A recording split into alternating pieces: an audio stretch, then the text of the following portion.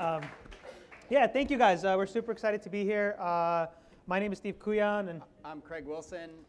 and we're going to talk to you a little bit about the tech trends in New York City, the different types of programs that you can apply for, including our own Future Labs, and then give you some insight into the different AI and VR and AR trends in the city.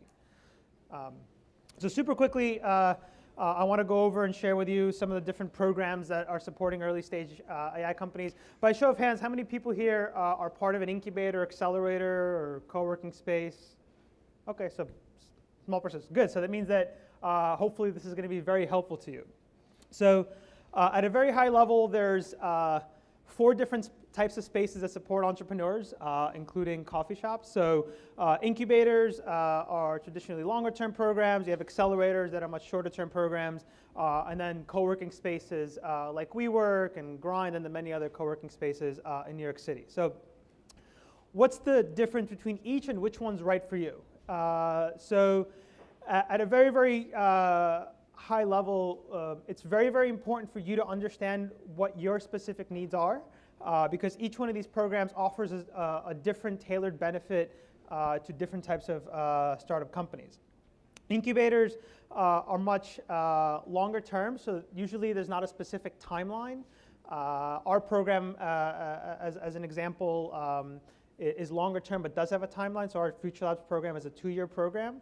But typically it's a long-term program that doesn't have a specific milestones that you need to reach, whereas accelerators are much shorter term, 3 to 7 month programs that are done in batches, so typically once or twice a year, and they're very, very specific on industries. So as an example, there's different fintech programs and health tech programs here in New York City run by various accelerators.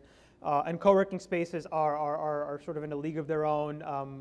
There's no application process. There's no industry focuses. So if you're joining a WeWork, you're working alongside other entrepreneurs. It could be service providers. It could be entrepreneurs. It could be corporate offices. So the idea with co-working spaces is if you're a later stage company that's raised a significant enough round of capital where you don't really need someone helping and guiding you, you would join a co-working space. If you're an earlier stage company that needs aggressive milestones and your goal is to fundraise, then you need to join an accelerator. If you've raised some capital, you have a general sense of the direction that you're headed, then you would join an incubator. So it's important for you to sort of distinguish between these different programs. And of course, the last 2 points that I want to touch on super quickly is there's a demo day with most accelerators, and there's equity with most accelerators. The last 2 that I want you to consider, this is more from an education perspective. You can also just go to a coffee shop and work. You don't need to join an incubator, an accelerator, or a co-working space. And quite frankly, you can also work at home if you're driven enough and sort of stay on top of your own milestones. The only negative side is you need a community if you're a startup. It's beneficial to have other people working alongside you that are all sort of in the same trenches, going towards, or have this in the same trenches with the same mission and trying to achieve similar goals. One of the toughest things about being an entrepreneur, for those of you that are entrepreneurs in the room, you probably already know this, but it's a very long and roller coaster type experience. You have really good days, you have really bad days, and having a community is important. And if you're at a coffee shop, it doesn't really work, and saving a couple $100 is sort of a rounding error in the grand scheme of things and the amount of money that you spend on your startup. The other sort of entrepreneur that I'll mention is the people who consistently go to events. This is a fantastic event that's put on thanks to AWS, but you have to be very, very conscious of how you're spending your time. There's an almost infinite number of events that happen in New York City on a regular basis, and they deliver a variable amount of benefits to the participants. So I would encourage you guys to think very, very hard about the kind of benefits that you need and go to specific programs and events that only help you. And you'll see some startups that only go to events, and typically that's not a very good use of your time to just go to events and sort of just visit from one place to another. Okay, so as Steve mentioned, there are a lot of different options around what you can do, how you can engage with the New York City startup ecosystem, with the startup ecosystem in general. A coffee shop could be right for you. an incubator program like ours could be right for you, and an accelerator like a Techstars or an ERA could be right for you as well. But there are a handful of things that you really have to ask yourself, and you have to think, like, what is right for me? What is right for my company?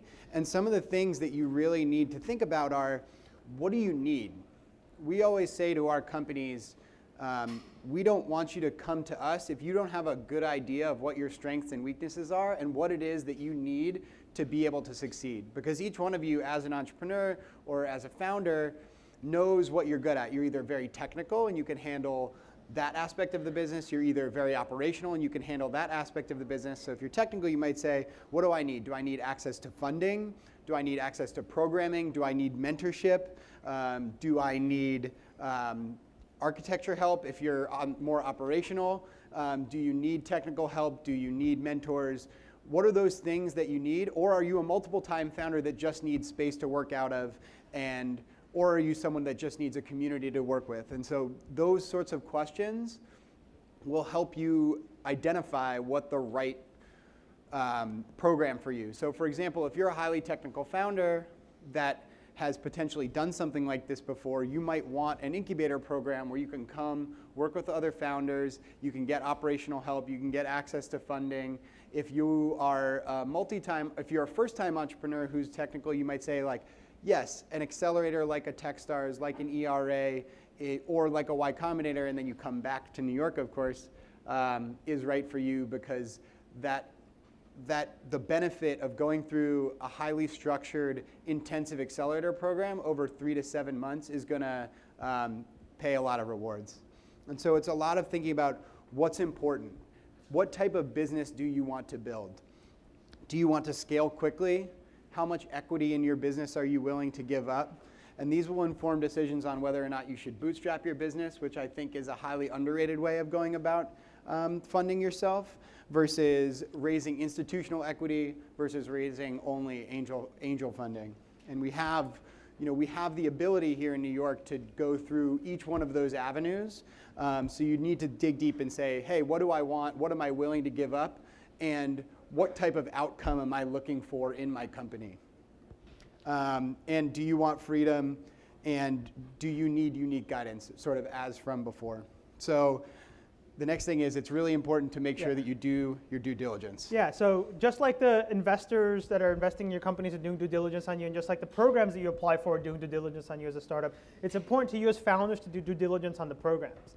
One of the toughest things about the New York City ecosystem, or really any ecosystem, is there's an almost invisible barrier between first-time entrepreneurs and the ecosystem. How do you break in to talk to these investors and to talk to these various programs? And a lot of the times that leads to poor decisions being made by entrepreneurs, and there's a lot of predatory programs that either take too much equity or have exploding term sheets.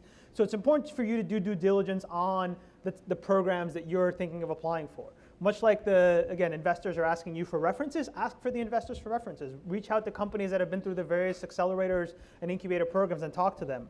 Talk to, especially if they're accelerator companies and the investors have given the companies an investment in exchange for equity, talk to some of the companies that are successful and talk to the companies that failed. Because sometimes, well, not sometimes, in many cases, there are going to be times at which you're going to be going through some very difficult times as a company, and it's important to have investors that are not just there when things are going well. So make sure that you're doing an adequate amount of due diligence on the actual program before you make a decision of where it is that you want to go. And lastly, go all in. I think one of the biggest mistakes most startups make is they join a program and they just wait for resources to come to them. One of the big differences that we like to have with our program is we take entrepreneurs that only know what they want. So we don't expect entrepreneurs to come in and sort of wait for resources to be handed for them.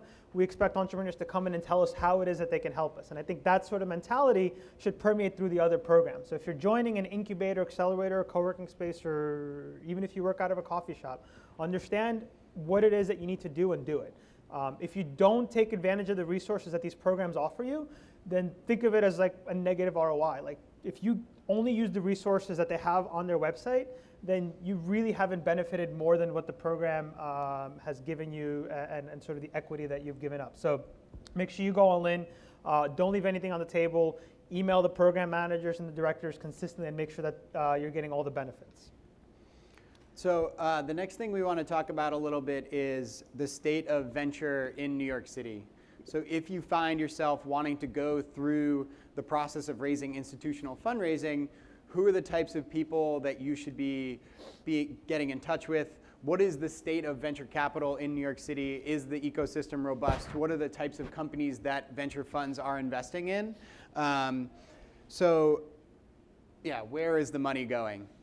We have in New York over the last 8 years since I've been living here. I moved here to New York 8 years ago and have worked for 2 different seed stage venture funds. We've grown a lot since in those 8 years. And as of this data is from late 2015, and this data is from a report by Tim Devane of Nextview Capital, which is a fantastic seed stage venture fund based out of Boston. Tim is here in New York full time.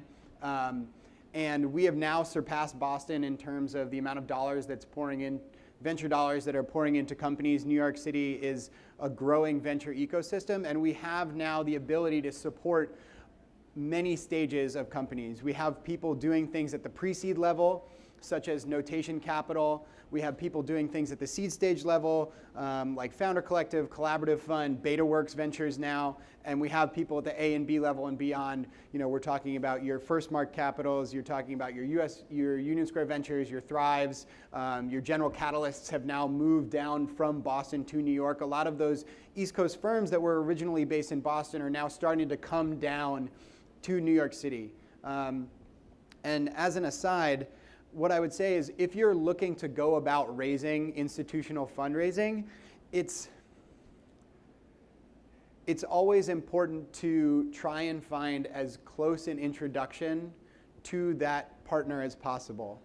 Now, I'm not saying that you need to know them specifically or you need to have a friend who knows them specifically, but you can work very hard to find as warm an introduction as you can possibly get to them.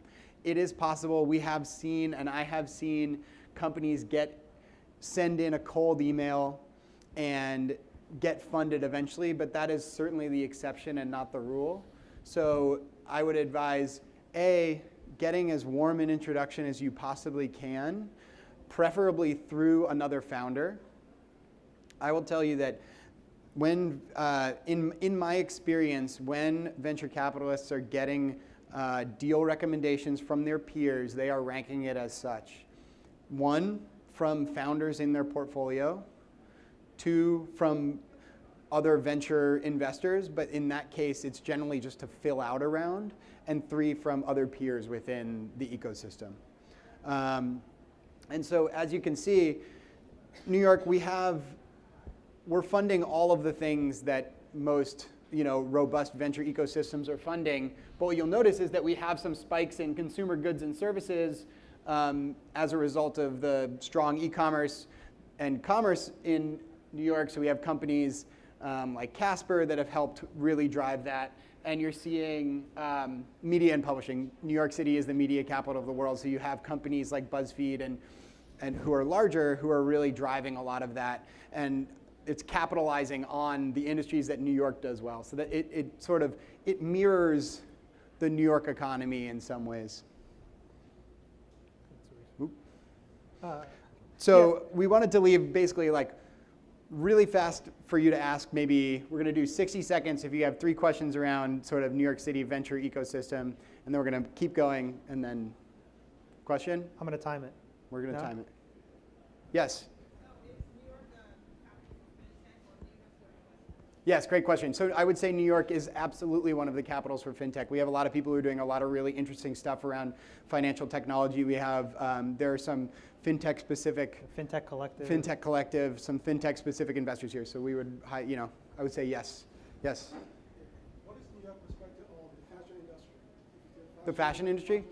Yep. Yeah, absolutely. I think if you're doing something in the fashion industry, direct-to-consumer, New York is a good place to do that. You are going to want to have someone who has that experience and has worked as a larger brand before you sort of go about that. Yep. How does New York compare to San Francisco? New York compares to San Francisco, we are much smaller, but we're getting there. Yeah, I think the last statistic I saw was we were off by $1 billion worth of investment. So in the grand scheme of things, it's really not that much. Yeah. So the next thing we're going to talk about is we want to talk about some of the trends that we're seeing in, aside from the industries that we're doing well at, industries where New York City is growing, and that's in sort of what some might call frontier technologies, emerging technologies. We're going to talk about AI and AR and VR.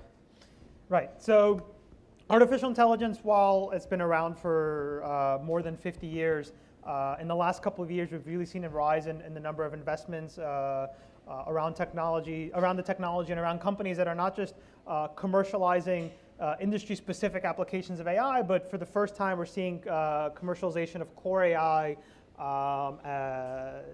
sort of making its way through the ecosystem. And sort of after the prevalence of DeepMind, you're starting to see these massive rounds of companies that are trying to build core AI.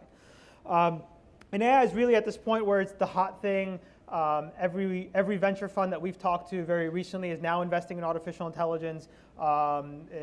It's almost gotten to a point where every company that used to call itself a software company is now calling itself an AI company. And in many cases, the messaging is being a little bit diluted or it's being confused. So it's important to understand what's AI and what's not AI, and I'll go into that in a second. But why is New York City such a hub for artificial intelligence? I think there's a lot of ecosystems around the world that have sort of claimed that they are artificial intelligence hub. What's different about New York and why we believe that New York City over the next couple of years will become a much larger artificial intelligence hub than anywhere else in the world is we have this concentration of all the critical elements that especially startups need in order to succeed. So the number of corporate research labs that focus on artificial intelligence, like Facebook's AI Research Lab, is in New York. Google has an AI research team here. IBM Watson has a research team here. So the concentration of corporate research labs is in New York City. We have some of the leading artificial intelligence researchers like Jan LeCun, who are based out of New York, who teach at NYU. We have Serge Belanger, Andres Mueller, so many prominent artificial intelligence researchers who are working out of New York City offices at universities.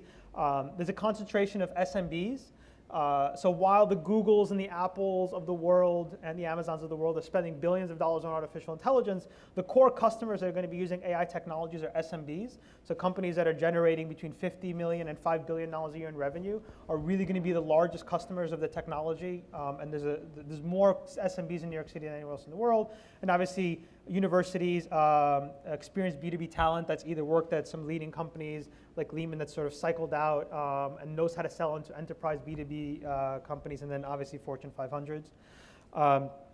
There's three types of AI companies that you can build.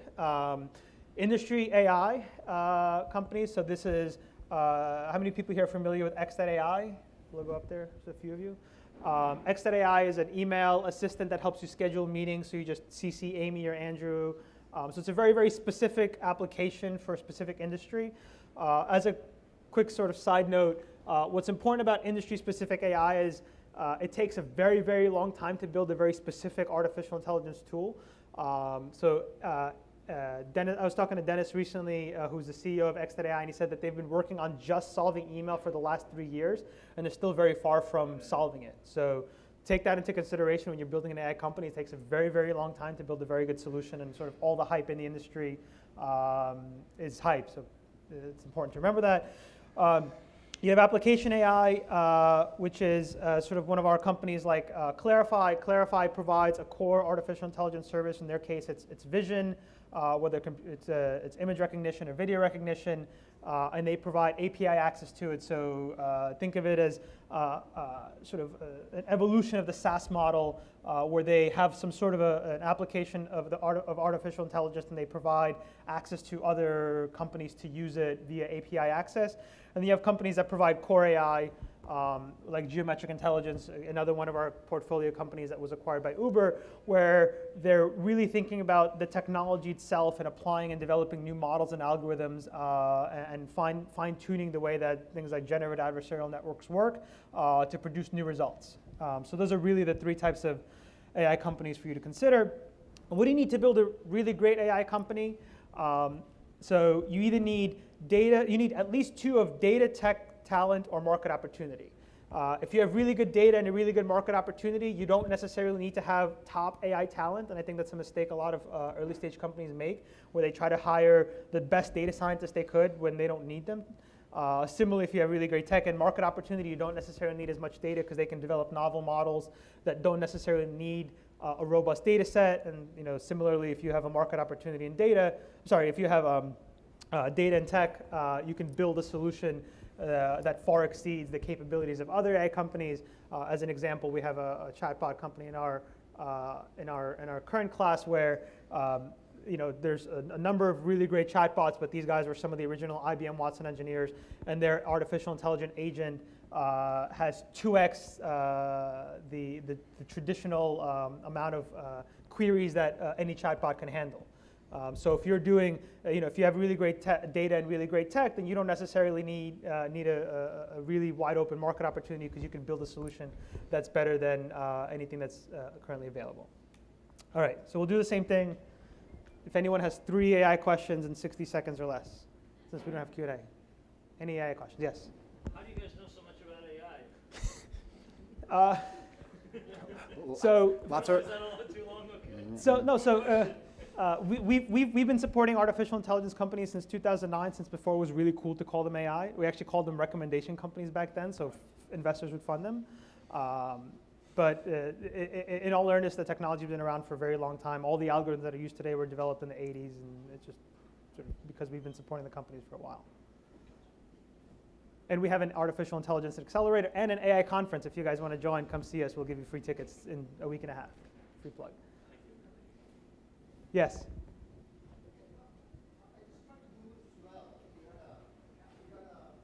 Swell? I like the bottle.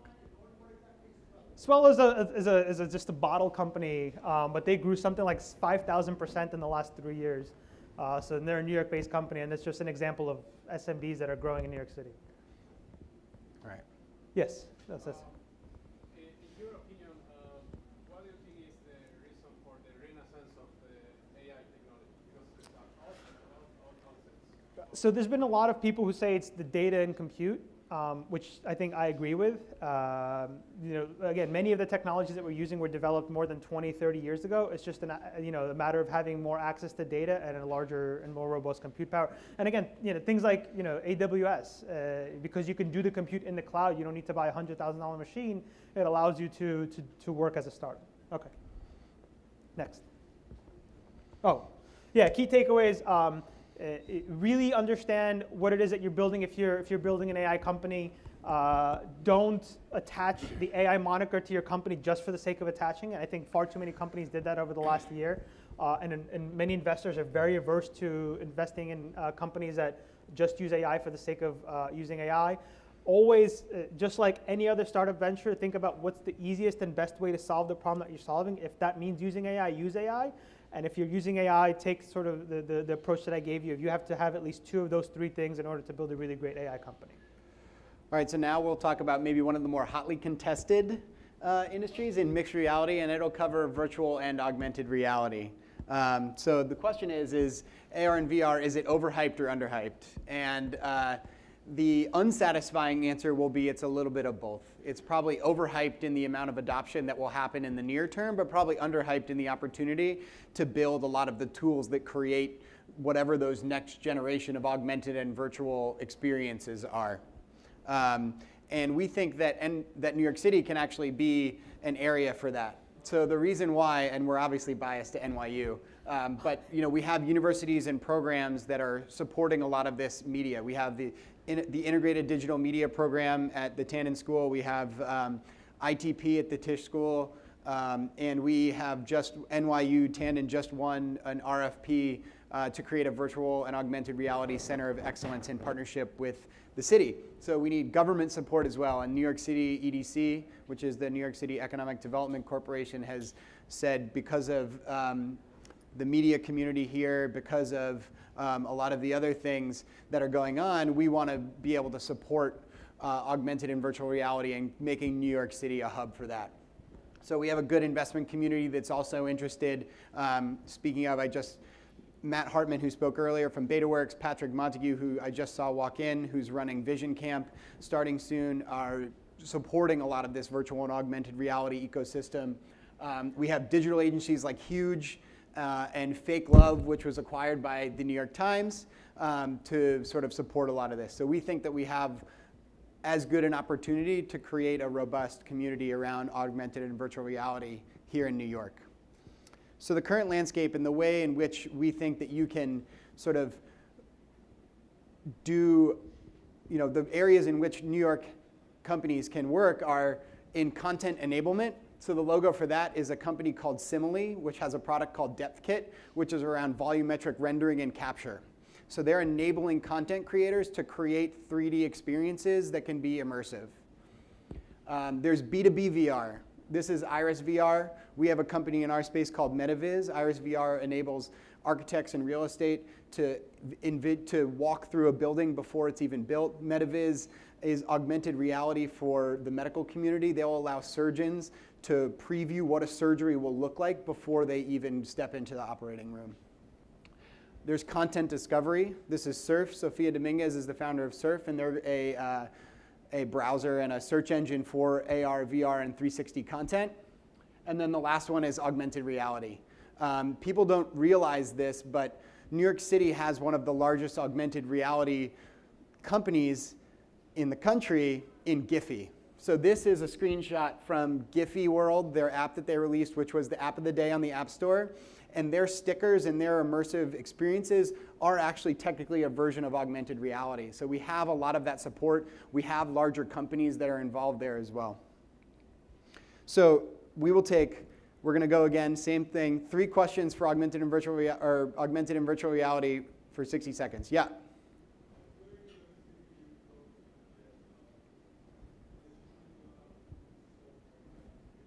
Did someone hear what he said? Yeah, you.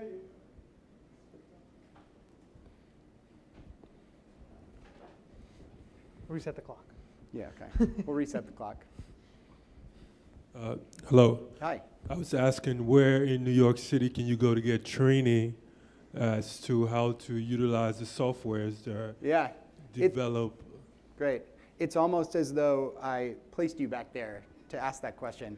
So for the RFP that the NYU Tandon School of Engineering won with the city, we are developing, and when it opens next year, the idea is going to be for the support of early stage companies and the training and education for those who want to learn how to develop in those languages, start companies, and have jobs within that community. So in the next year or two, we're going to have a center to be able to do that.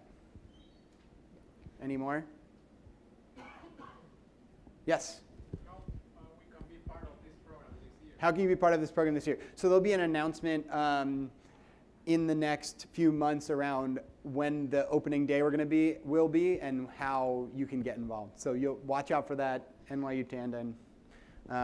If you follow NYU Tandon on Twitter, I'm sure we're going to be tweeting about it. Yeah. It'll probably happen over the next 3 months, and it's going to be called some version of the VR Lab. Yeah, exactly. Yeah. So our key takeaways in New York City mixed reality, we have the right set of tools in place to be able to develop that robust ecosystem. We are the media capital of the world. We have universities who are supporting these types of things. We have a city government that wants to see New York to be the augmented and mixed virtual reality capital of the world. We have incubator programs that are supporting this. So we think we have it in place. It is both over and underhyped. So the key is going to be able to start companies that can help drive that adoption, enable content creators to create better content. I also think one of the most underrated ways in which to drive people going into augmented and virtual reality experiences is going to be through the arts community as well. It's like I think the arts will drive a lot of this immersive content, and artists are the ones who are really pushing it forward in unique and interesting ways. So as with any startup company, you have to understand how to build moats when you're using these technologies. I think one of the differentiating factors between AI and AR, VR, and some of the traditional companies that you're used to is AI and MR is a technology. So over the next couple of years, it'll just become another line item in the tech stack. So you can't use AI as a differentiating factor. I think going back to the presentation, going back to the slides I had about AI, where I showed you like you have to have 2 of the 3, whether it's data, tech, talent, or market opportunity. Each one of those presents a moat. Each one of those presents a barrier from another company from starting and developing a similar solution to you. And I think when you're using these technologies to build startup companies, you have to remember that you have to be able to build some sort of a barrier to entry if you want to have some sort of market dominance, especially in New York. One thing that I learned, I traveled a little bit over the last couple of weeks to various AI conferences around the world, and one of the most interesting things that I saw was you can take any AI company from the New York City AI ecosystem and transplant it to Paris, and they'll have a very similar company solving a very similar problem for their market.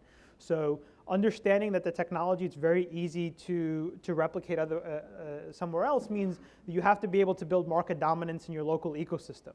But you also have to be able to try to sell across state and country borders. I've seen many AI and MR companies get funded because they've been able to sell the technology without having a presence in that particular country. And that only happens if you have a solution that's significantly better than anyone else. So remember when you're building these companies to build some of these moats and barriers so someone else with more data or better tech, better talent doesn't take market dominance away from you. Thank you. That's it. Thank you guys.